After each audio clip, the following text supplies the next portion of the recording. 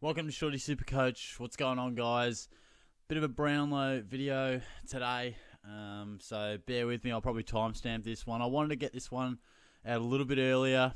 You guys know I love a bit of a dabble, and doing the teams leading vote getters is often the best way to do a bit of value. I like having a bit of crack at this one. I reckon I spent about 40 hours on it last year and won absolutely no money, so that should give you plenty of faith in backing in me with this one. But no, it is fun just getting around it. I love Brownlow night. I am working tonight, so the switch from Monday to Sunday didn't really be ideal for myself, but should still finish at a reasonable time and get to it. So yeah, it's pretty rare, isn't it, that you can actually bet on an event as it's already been run. You know, it's like getting statistics and stuff like that from a horse race and then trying to work out who actually wins just from the statistics. I mean, it's a unique thing, the Brownlow.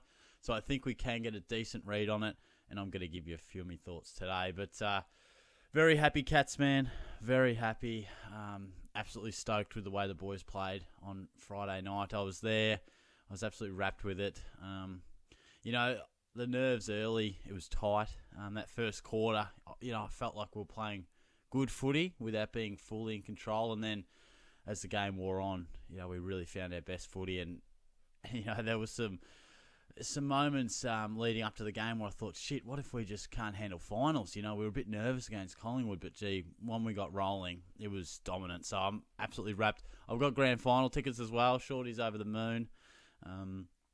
I just go in the ballot, you know, just a basic Geelong supporter membership style ballot. Just put it down to the luck of the draw. I'm watching the game yesterday. Absolutely nuts game, Pies in Sydney. And I didn't know when the ballot stuff came out, but apparently it was yesterday, and I'm saying to Dad, check the bloody bank account, mate. How much money has gone out? Has any money gone out? Because I'm hearing other people going, never been happy to see $700 coming out of my bank account.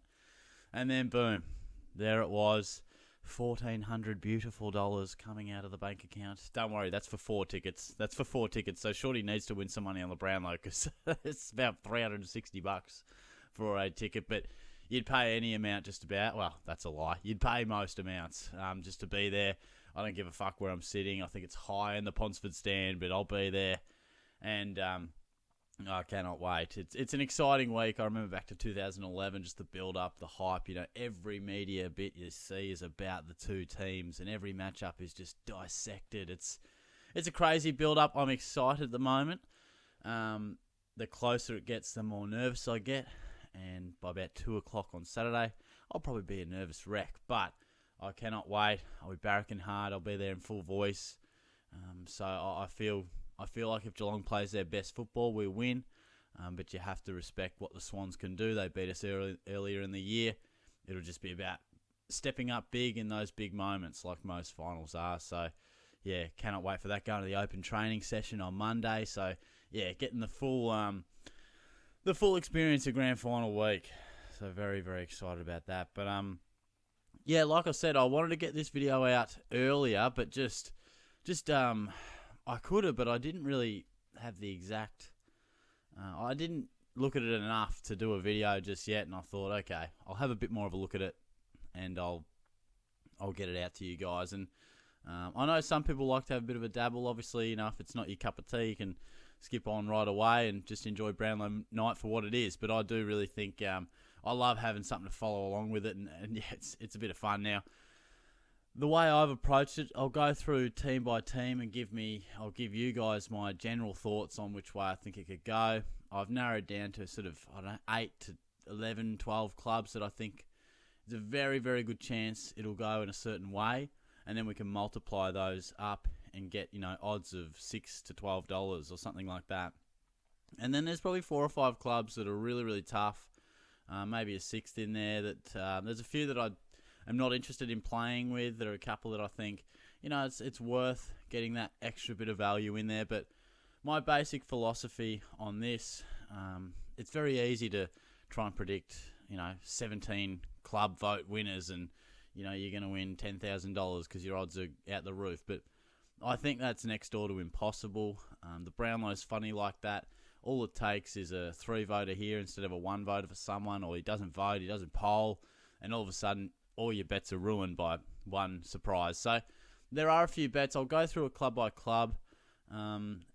and then I will dive into my sports bet account. I've done about 10 or 11, 12 bets already. I'm probably looking at just spending $60, $70, $80. Nothing crazy, but I just think the best way to is sort of have the core players that you really do trust that can win their team's leading vote getter, and then just sprinkle in different combinations, the odd value one here, and like I do with my same game multis, I'm not trying to bite off the miracle $20,000 one. I think I've got some in there that there might be one Hail Mary, but more or less I'm just trying to win multiple bets of $100 or $200, $80 here and there. Last year was so disappointing. I remember I did all this research, and so much of it depended on Taylor Walker getting up, and he had to poll 3 in round 1 or round 2, and I think he polled 1 or not even anything. And I was like, well, that's probably all over. So it was really a rough start to last year. So I haven't dived in with any more research than last year. I've just really simplified it because I think there's only so much you can do. And like I said, I've got the Betfair Predictor. I've got this ESPN one, which they do the like every round and stuff like that.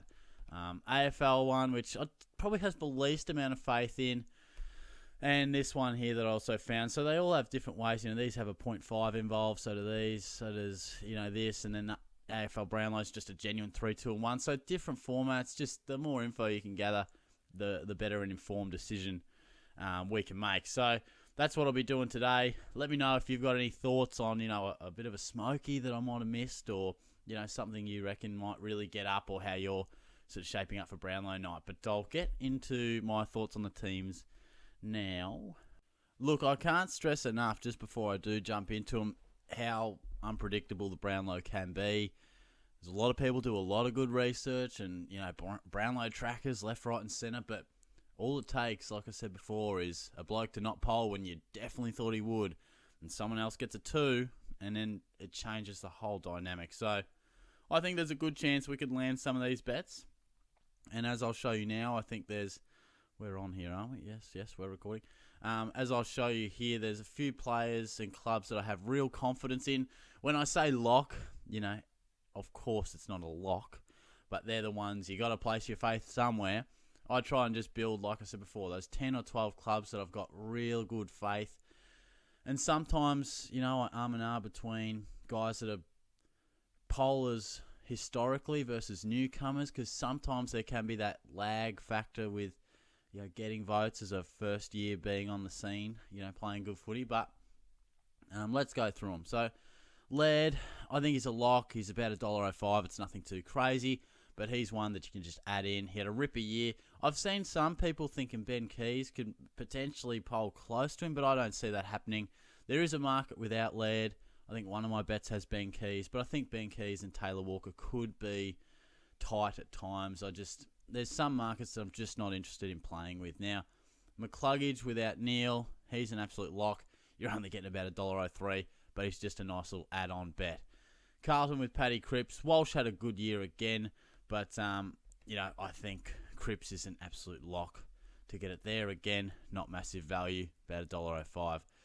Collingwood, I'm happy to stay away there. Now, I think it's out of DeGoey, Crisp, both Dacosses.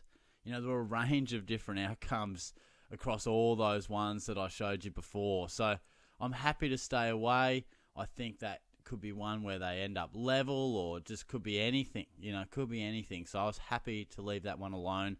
At the Bombers, I think Merritt's a really, really strong chance. He's about $1.20.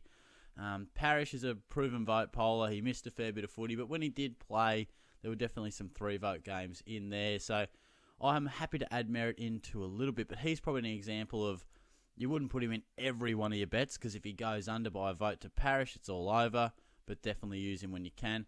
Similar to Brodie, I think he's a lock to beat Sarong, obviously without Brayshaw, but he could potentially be a guy that, does he get that absolute notice? Now, we know in Supercoach land, he was great early in the year. Now, he's a bit of an accumulator.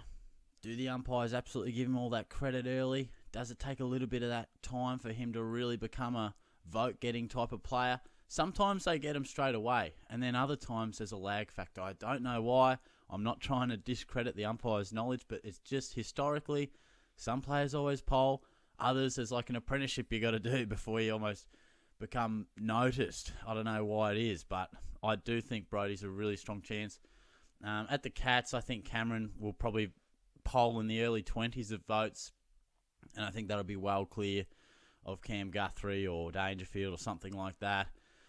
Gold Coast, I'm happy to steer clear of that one too. I think I had Anderson in one or two of my votes or my combinations, but look, I know the odds will say he's about $1.15, but I don't know. Just when I looked a bit deeper, I think Jared Witts was in the mix. David Swallow was also something, and just some markets didn't have Anderson much beyond 6 or 7 votes, and it just was tight. You know, he was. I'll show you in a sec, but I don't know. He was good. He was short odds, which suggests it should happen, but I was happy to just keep him away from most of my options there. The Giants is a real tough one. It's a Kelly versus Cornelio situation. I actually did sit down and go through these vote by vote or game by game, I think. What do I have? I think Cornelio ended up having on 10 or 11 votes, and Kelly could potentially poll in more games. It would just be a matter of if he can get those threes. Kelly runs hot. I think it was about round 6 to 12. I think there's some real hot moments in there. And if he can get some threes, I think Kelly's a good chance to end up on 12, 13 or 14 votes. So I just went with Kelly. I think he's $1.80. He's a nice one that you can just boost your odds a little bit. Don't put Kelly in every single one of your options, but he's a good guy to have in there. Now, Hawthorn's a really tough one. Now, you got Mitchell, proven vote poller. You've got newcomer. Now, Mitchell didn't have as good a year this year. There's no doubt about that. But the umpires love him. He did have some big games. He will poll some threes. Now, I've gone and seen some markets and predictors that have him double figures. I've seen some that have him 6 or 7. And then the same swing for Newcomb. So, again, much like Brodie, Newcomb was pretty well noted with his, in and under tackling machine. He's very noticeable with his look and all that, but he is bursting onto the scene. Does he get those votes initially? I'm not sure. What I have done is Jack Gunston at $4. I've chucked him in a couple of my options. I think of everyone I've gone through, I think that's the longest odds that I've put in is a $4 option of Gunston. Now, I just think he's the most predictable. I think he's got about 4 or 5 games. I think he'll poll 3s and 2s in a lot of those. There's some clear best on ground performances by Gunston. I think he's an absolute lock to get at least 8 votes. And I think there's a chance that Newcomb and Mitchell potentially, go anywhere from 7 to 10 each. So, you could see one that goes 5 and the other gets 12 or 13. But I just went Gunston, not in too many, but I thought we've got to boost up some value somewhere. And I just thought Gunston was the most reliable option at the Hawks that I could guarantee where his votes would land. But I wouldn't be, don't chuck him in too many. And at the Ds, Oliver, I think he's a very good chance to win it. I think Neil will win it overall. Now, Petrarch is obviously a massive threat because he does poll votes. He's a big-time poller. We know that. But I think Oliver, he'll be in the mid to high 20s. I think, 27, 28 votes for Clayton.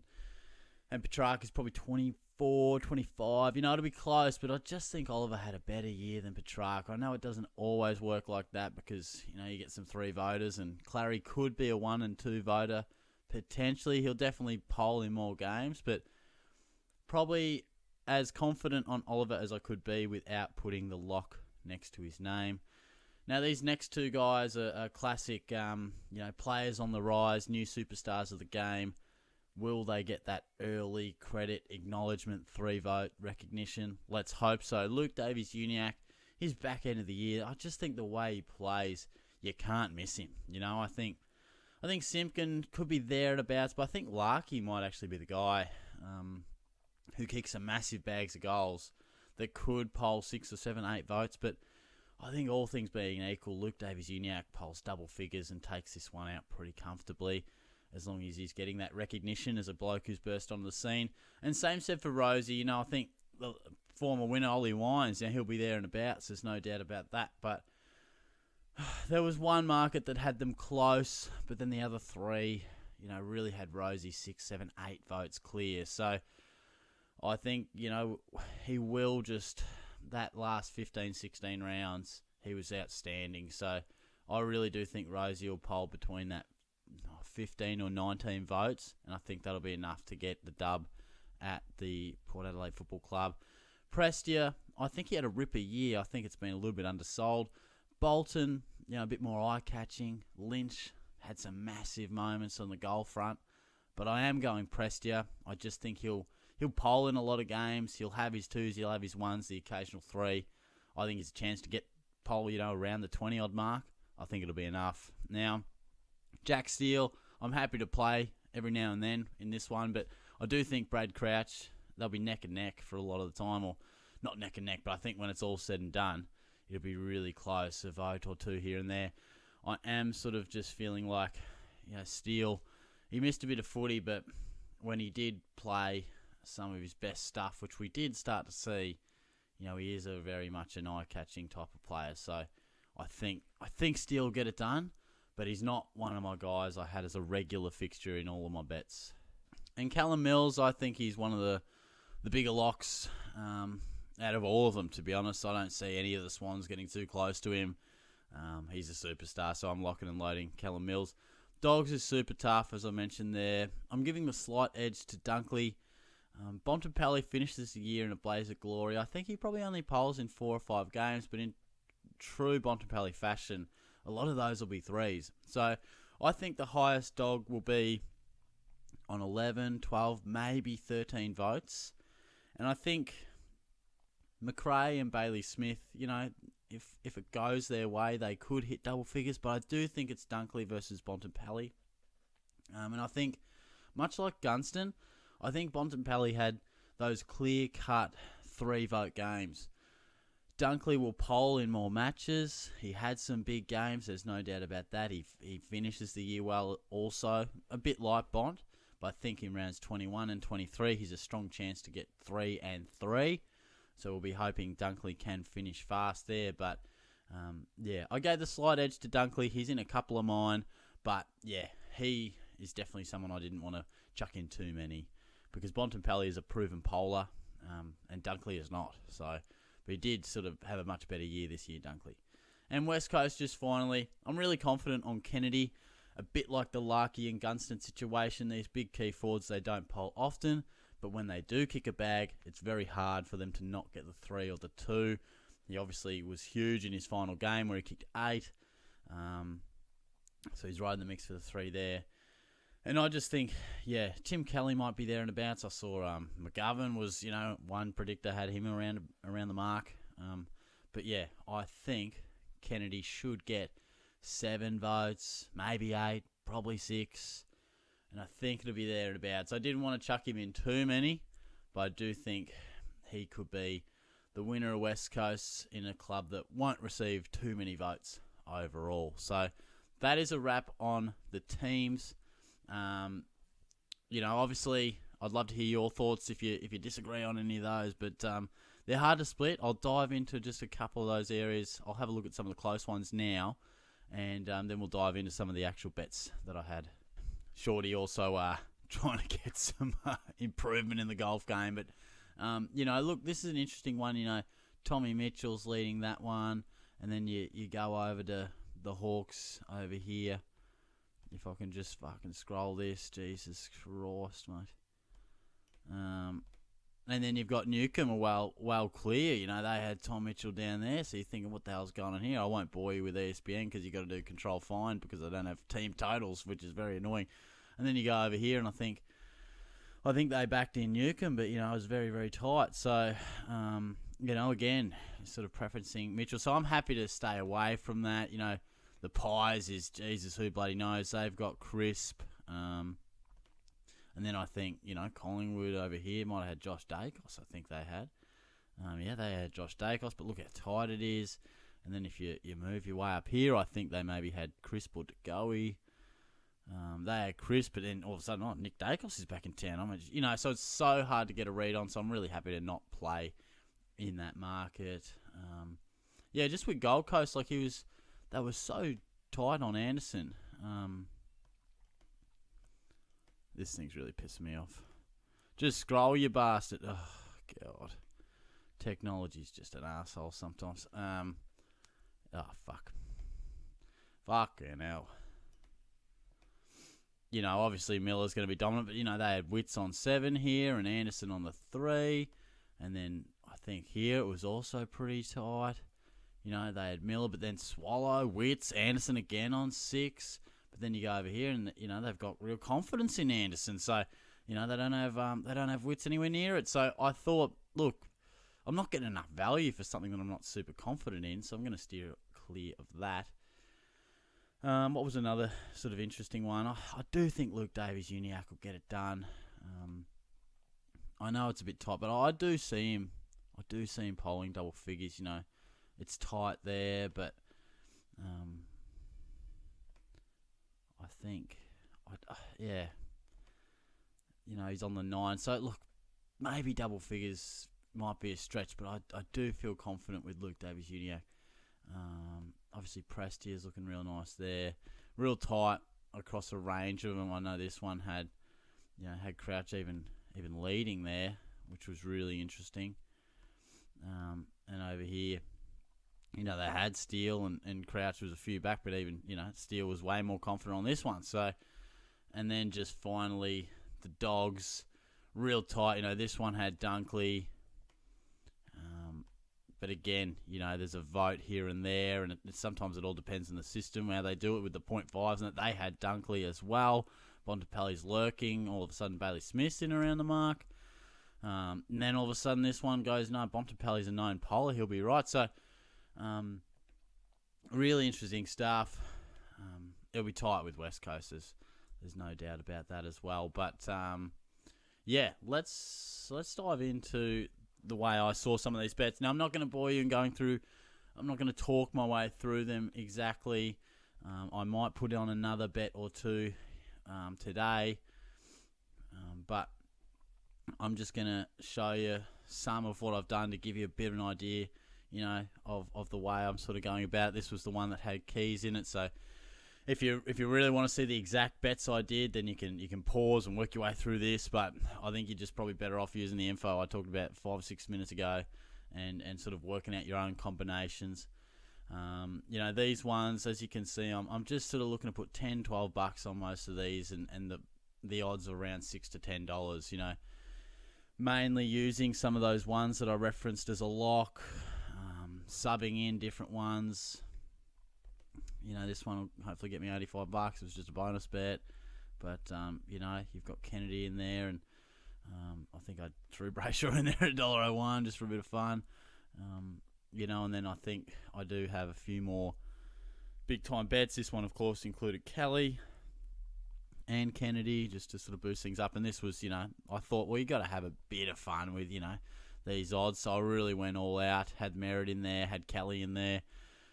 Had Steele in there, backed him in for this one, so I went real big and did the same again. I think this might just be the inclusion of Kennedy and took Kelly out. So a lot of these bigger ones, they look all big and stuff, but this one's a 16-legger or something, but there's only one difference to the bet before. So, and I don't really expect those to get up, but it's fun to barrack for. And like, look at this one. Odds of $62, 17 legs, like I said before. I don't expect this one to get up. But hey, it's Brownlow night. You know, why not have a cheeky little tenner on it, you know? And of course, I included all of them, including Dunkley in there. So just sort of added that. This one, I think these next two, there's only a couple of bucks on these because I think they include Gunston. So, you know, I didn't want to sort of put too much of an investment into Josh Gunston because I think it is a bit of an outsider. But hey, for a couple of bucks, if I've got 100 back, he's about the only one I'm not confident on and amongst all of these guys. So so a lot of bets, and you might think, gee, Shorty's out of control, but $70, $80, $90 spent. All I really want is one of these to get up, one of my simple ones to get up, break even. Anything else is a bonus. It's fun to watch throughout the night. Again, just had Dunkley, had did I have Gunston in this one? Oh, no, I didn't. I must have just... Dunkley must have been the point of difference one there. And then this is the last one I did. Again, just a couple of cheeky bucks. And this one was a 15-legger at $91. So what I have Kelly, Dunkley, Kennedy in there. Yeah, so there was a bit going on. So that's how I've went with it. I'll go back here for anyone who's interested. But yeah, that is sort of how I've seen it. So good luck. I mean, it does give you a genuine opportunity to work out some big odds because the race has already been run.